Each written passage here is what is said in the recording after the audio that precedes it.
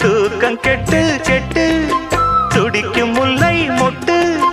தேக்கு மர தேகம் தொட்டு தேடி வந்து தாளம் தட்டு